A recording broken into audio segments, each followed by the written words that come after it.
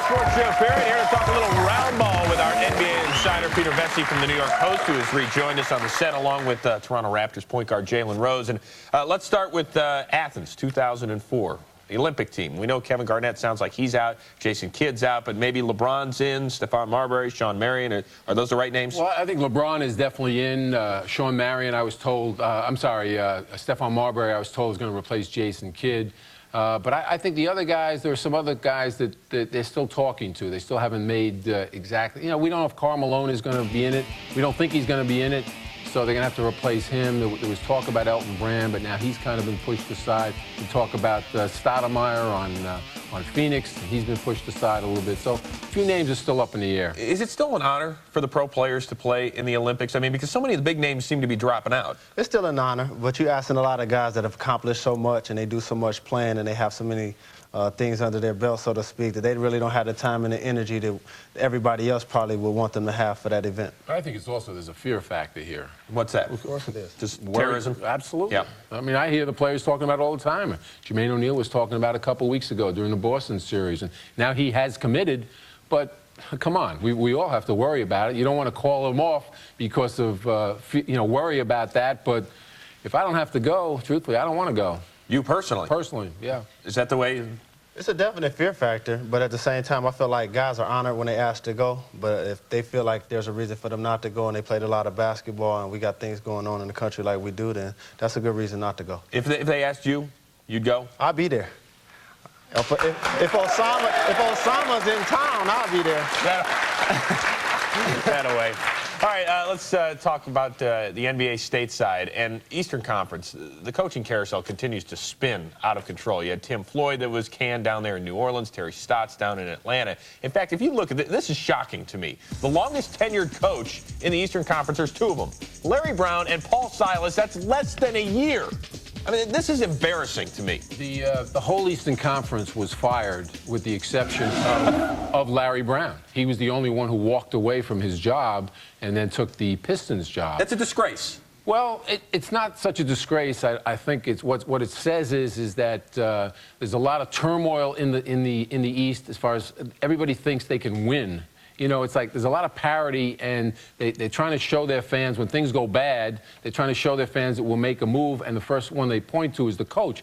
Now, we're not going to say that the coach is the problem all the time. In many cases, he's not, but he's the easiest one to show the fans that they're doing something. Yeah, the coach is the easiest guy to make the scapegoat, but at the end of the day, growing up watching basketball, you've seen teams and players and coaches play together for 3, 4, 5 years and get that kind of continuity that actually makes you a good team. And a lot of teams in the West have that, and a lot of teams in the East don't, so that makes staying power a lot shorter in the East. And the teams in the West that you're talking about that have been around a long time with their coaches, they've got great general managers. Mm-hmm. It starts at the top. If you're solidified from the top, you're stabilized, then you're usually going to have a coach for a while, you know, with like Jeff Petrie and Rick Adelman. And the second part of that is that a lot of times these GMs are hiring coaches that aren't necessarily the #1 choice. So when things go bad for whatever reason, it's a reason to make a change. But there's also this perception that the players have so much power these days, whether it's the contracts or whatnot, just lack of respect for the coach. I mean, do you get offended when you hear that statement?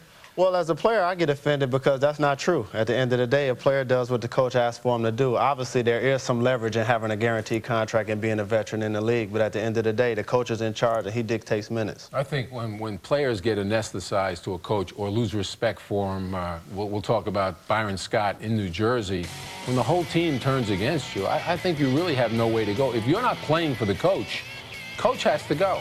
And that's what did happen. I'm not blaming it on Jason Kidd by any stretch. That whole team tuned him out. Well, have you ever been on a team where players quit for their coach? Well, anytime you lose, and you can consider that being tuned out. So if that's the case, every team in the lottery can say that. Right. But at the end of the day, coaches are going to be judged by the performance of their players. But it's how you lose, Jalen. It's how you lose. Yeah, but it's a such thing as quitting on the coach. I've seen a lot of situations. I haven't personally played in one, but I don't think a lot of the situations that we described were that case. All right, real quickly, some coaching news. First of all, his team, the Raptors, are without a GM or coach.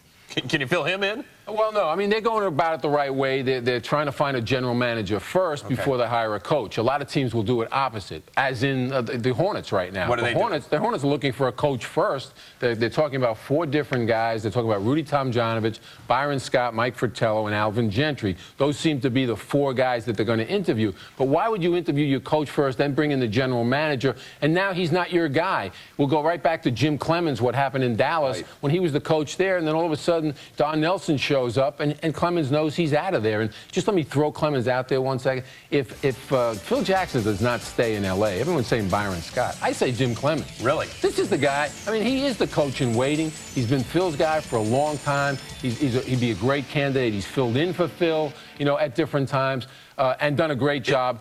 He'd be my choice. Is he respected in the league, Jim Clemens? Yeah, he's very respected in the league. I just don't know if the Lakers will probably be going for a guy that the world doesn't consider a big-name coach. I think Byron Scott has ties to that organization, and people know who he is. And I think the Lakers, as an organization, want a coach that people knows who they are. Kurt Rambis wasn't a big name either. Well, yeah, but that didn't exactly work out. Well, I say if you bring in Byron Scott, you might as well be hiring Kurt Rambis. Well, at least Kurt Rambis took the ball out of bounds quick.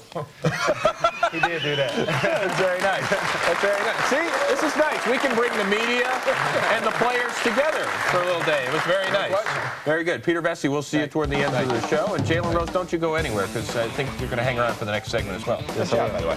Hey, still ahead. Mark Harmon is back for another run with our boys. The former UCLA quarterback has some advice for Eli Manning, and it's not friendly advice. He joins us next.